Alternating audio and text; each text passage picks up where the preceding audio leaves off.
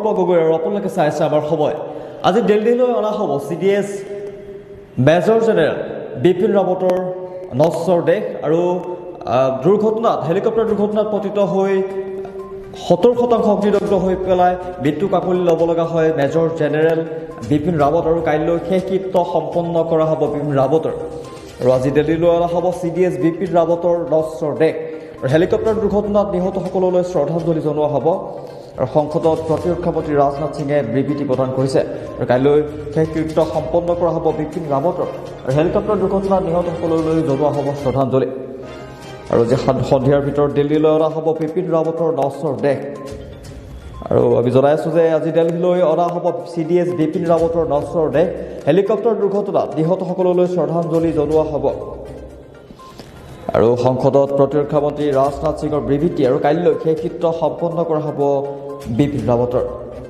আজি সন্ধিয়াৰ ভিতৰত দিল্লীলৈ অনা হ'ব বিপিন ৰাৱতৰ নশ্বৰ দেশ আৰু উল্লেখ্য যে বুধবাৰে তামিলনাডুত কুন্নুৰৰ সমীপত হেলিকপ্টাৰ দুৰ্ঘটনাত প্ৰাণ গৈছিল সেনাপ্ৰধান বিপিন ৰাৱত আৰু পত্নী মধুলিকাকে ধৰি 13 গৰাকী লোকৰ আৰু জীৱন্তে বিপিন ৰাৱতসহ 14 গৰাকী লোকক অগ্নিদগ্ধ অৱস্থাত উদ্ধাৰ কৰিছিল যদিও 13 গৰাকী ব্যক্তিৰ মৃত্যু হয় বুলি জানিব পৰা গৈছে এই ঘটনাই সমগ্ৰ দেশ জোকাৰি গৈছে এক ভয়ংকৰ হেলিকপ্টাৰ দুৰ্ঘটনাত পতিত হৈছিল বিপিন ৰাৱত আৰু বিপিন ৰাৱতসহ 14 গৰাকী লোকক অগ্নিদগ্ধ অৱস্থাত উদ্ধাৰ কৰিছিল যদিও 13 গৰাকী ব্যক্তিৰ মৃত্যু হয় বুলি জানিব পৰা গৈছে সমগ্ৰ দেশ জোকাৰি গৈছে এই ঘটনাই এক ভয়ংকৰ হেলিকপ্টাৰ দুৰ্ঘটনাত পতিত হৈছিল বিপিন ৰাৱত আৰু আজি দিল্লীলৈ অনা হ'ব CDS বিপিন ৰাৱতৰ নশ্বৰ দেশ আৰু হেলিকপ্টাৰ দুৰ্ঘটনাত নিহতসকললৈ শ্ৰদ্ধাঞ্জলি আৰু সংসদৰ প্ৰতিৰক্ষা মন্ত্ৰী ৰাজনাথ সিঙৰ বিবৃতি আৰু কাইলৈ শেষ কৃত্য সম্পন্ন কৰা হ'ব বিপিন ৰাৱতৰ জনাইছোঁ যে আজি সন্ধিয়াৰ ভিতৰত দিল্লীলৈ অনা হ'ব বিপিন ৰাৱতৰ নশ্বৰ দেশ আৰু বুধবাৰে উল্লেখ্য যে বুধবাৰে তামিলনাডুত কুন্নুৰৰ সমীপত হেলিকপ্টাৰ দুৰ্ঘটনাত পতিত হৈছিল বিপিন ৰাৱত আৰু তাৰপিছত প্ৰাণ গৈছিল সেনাপ্ৰধান বিপিন ৰাৱত আৰু পত্নী মধুলিকাকে ধৰি 13 গৰাকী লোকৰ আৰু এই ঘটনাই সমগ্ৰ দেশ জোকাৰি গৈছিল আৰু জীৱন্তে বিপিন ৰাৱতসহ 14 গৰাকী লোকক অগ্নিদগ্ধ অৱস্থাত উদ্ধাৰ কৰিছিল যদিও 13 গৰাকী ব্যক্তিৰ মৃত্যু হয় বুলি জানিব পৰা গৈছে এক দুখ খবৰ সমগ্ৰ দেশবাসীৰ বাবে দুখ খবৰ আৰু শোকত থাকি পৰিছে এতিয়া দেশবাসী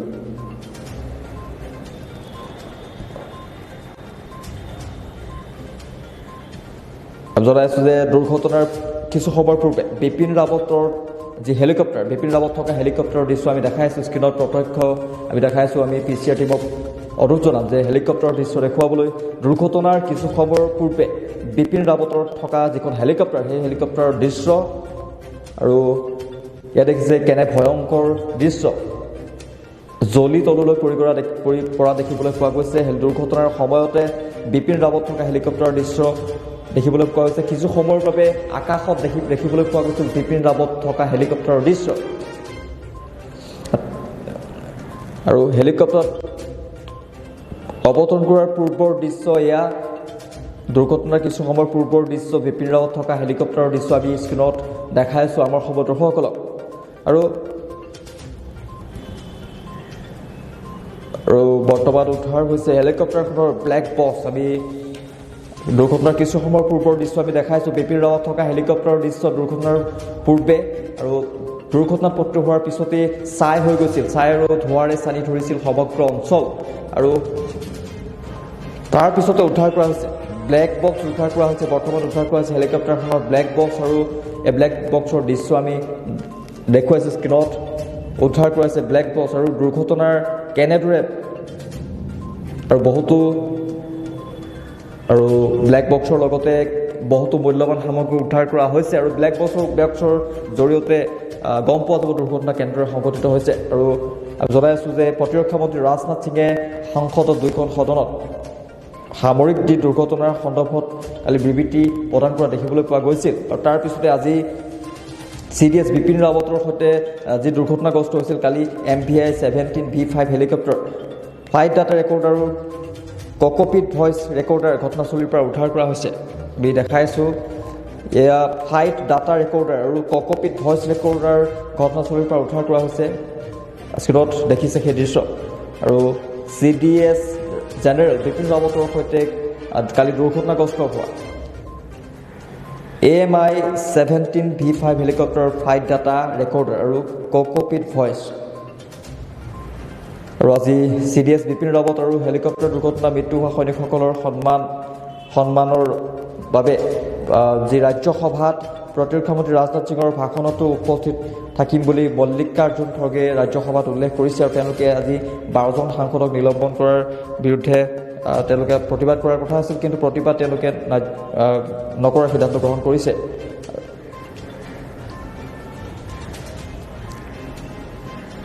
আৰু আমি এই মুহূৰ্তত প্ৰতিৰক্ষা মন্ত্ৰী ৰাজনাথ সিঙৰ বিবৃতি আছে, আমি বিবৃতি আগবঢ়াব বিচাৰিছোঁ। कराने के लिए आप सभी के बीच खड़ा हुआ।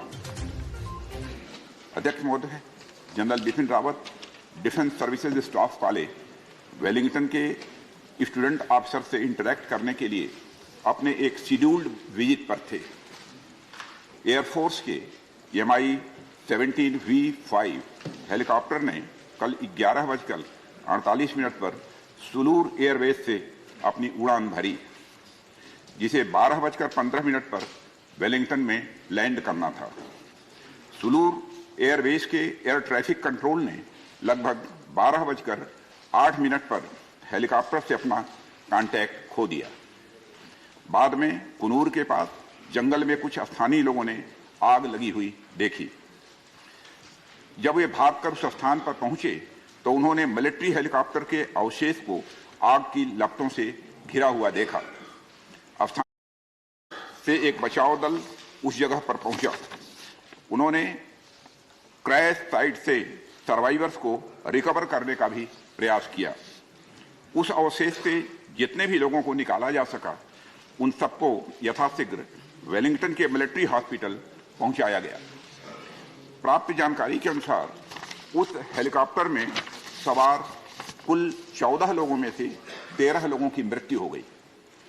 जिन लोगों की दुर्भाग्यपूर्ण मौतें हुई उनमें चीफ ऑफ डिफेंस स्टाफ, उनकी धर्मपत्नी श्रीमती मधुलिका रावत, उनके रक्षा सलाहकार brigadier Lakhvinder Singh Lidder, staff officer lieutenant colonel Harjinder Singh और एयरफोर्स हेलीकॉप्टर क्रू समेत आर्म्ड फोर्सेस के 9 अन्य लोग शामिल हैं। उनके नाम हैं wing commander Prithvi Singh Chauhan, squadron leader Kuldeep Singh, junior warrant officer Rana Pratap Das, junior warrant officer Arakkal Pradeep और हवलदार सतपाल राय, नायक गुरसेवक सिंह, नायक जितेंद्र कुमार और lance Naik Vivek Kumar, lance Naik B Sai Teja. सभी पार्थिव शरीर को आज शाम तक इंडियन एयरफोर्स प्लेन से दिल्ली लाया जाएगा। Group captain Varun Singh Wellington के मिलिट्री हॉस्पिटल में लाइफ सपोर्ट पर हैं और उन्हें बचाने के हर संभव प्रयास किए जा रहे हैं। Air chief marshal Shri VR Chaudhary को घटनास्थल पर दुर्घटना की सूचना प्राप्त होने पर कल ही भेज दिया गया है। उन्होंने घटनास्थल एवं वेलिंगटन हॉस्पिटल जाकर स्थिति का जायजा लिया। इस दुर्घटना के संबंध में इंडियन एयरफोर्स द्वारा एयर मार्शल मानवेंद्र सिंह की अध्यक्षता में एक ट्राई सर्विस इंक्वायरी के आदेश दे दिए गए हैं। इंक्वायरी टीम के अफसर कल ही वेलिंगटन पहुंचकर अपना कार्य प्रारंभ कर दिया है। चीफ ऑफ डिफेंस स्टाफ का अंतिम संस्कार फुल मिलिट्री ऑनर के साथ किया जाएगा और अन्य सभी मिलिट्री पर्सनल का अंतिम संस्कार भी एप्रोप्रिएट मिलिट्री ऑनर्स के साथ ही किया जाएगा। अध्यक्ष महोदय, मैं देश की ओर से सभी दिवंगत लोगों को श्रद्धांजलि अर्पित करता हूं और उनके परिवारजनों के प्रति संवेदना भी व्यक्त करता हूं।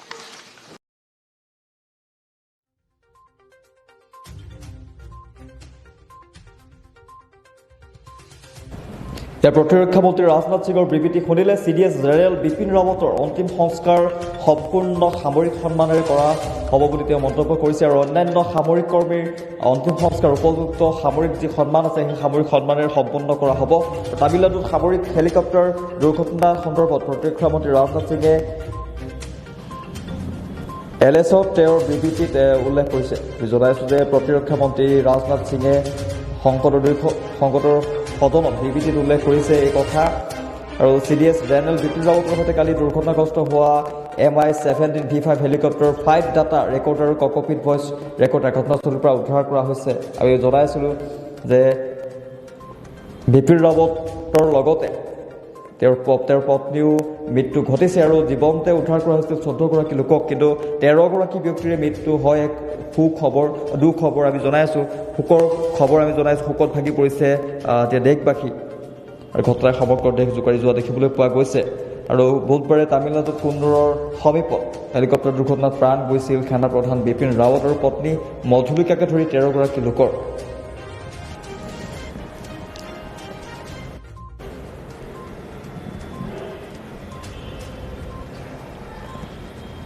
আৰু এই ঘটনাস্থলীৰ পৰা উদ্ধাৰ হোৱা ব্লেক বক্সৰ দৃশ্য আমি দেখাই আছোঁ। আৰু CDS জেনেৰেল বিপিন ৰাৱতৰ সৈতে কালি দুৰ্ঘটনাগ্ৰস্ত হৈছিলে MI-17 V5 হেলিকপ্টাৰ আৰু তাৰ পৰা ফ্লাইট ডাটা ৰেকৰ্ডাৰ আৰু ককপিট যি ভইচ আছে ভইচ ৰেকৰ্ডাৰ ঘটনাস্থলীৰ পৰা উদ্ধাৰ কৰা হৈছে। আৰু ভাৰতীয় বায়ুসেনাই সামৰিক হেলিকপ্টাৰ দুৰ্ঘটনাৰ তীখোৱা তদন্তৰ নিৰ্দেশ প্ৰদান কৰিছে। ইতিমধ্যে তদন্তটো এয়াৰ মাৰ্শ্বেল মানৱেন্দ্ৰ সিঙৰ দ্বাৰা নেতৃত্ব প্ৰদান কৰা হ'ব। আৰু তদন্তকাৰী দলটো কালিয়েই ৱালিংটনত উপস্থিত হৈছিল আৰু প্ৰতিৰক্ষা আৰু উপস্থিত হৈছিল আৰু তদন্ত আৰম্ভ কৰিছিল। আৰু এই কথা প্ৰতিৰক্ষা মন্ত্ৰীয়ে ৰাজনাথ সিঙে লোকসভাত এই কথা জনাইছে। আৰু আমি জনাইছোঁ যে তামিলনাডুৰ মুখ্যমন্ত্ৰী কালি MK ষ্টালিনে নীলগিৰি জিলাৰ যি মাদ্ৰাছ ৰেজিমেণ্টেল চেণ্টাৰত যি কুন্নুৰৰ হেলিকপ্টাৰ দুৰ্ঘটনাত পতিত হৈ মৃত্যুবৰণ কৰিছিল বিপিন ৰাৱত আৰু তেওঁৰ সতীৰ্থসকল আৰু সকলোকে তেওঁ পুষ্পাঞ্জলি প্ৰদান কৰা দেখিবলৈ পোৱা গৈছিল। বুধবাৰে তামিলনাডুত কুন্নুৰৰ সমীপত হেলিকপ্টাৰ দুৰ্ঘটনাত প্ৰাণ গৈছিল সেনা প্ৰধান বিপিন ৰাৱত আৰু পত্নী মধুলিকাকে ধৰি 13গৰাকী লোকৰ। আৰু জীৱনতে তেওঁক উদ্ধাৰ কৰা হৈছিল যদিও 13গৰাকী ব্যক্তিৰ মৃত্যু হৈছিল তেওঁৰ লগতে। আৰু আমি জনাইছোঁ বিপিন ৰাৱত সহ 14গৰাকী লোকক অগ্নিদগ্ধ অৱস্থাত উদ্ধাৰ কৰিছিল যদিও 13গৰাকী লোকৰ মৃত্যু ঘটিছিল। আৰু এই ঘটনাই সমগ্ৰ দেশ জোকাৰি গৈছিল আৰু শোকত ভাগি পৰিছে এতিয়া দেশবাসী।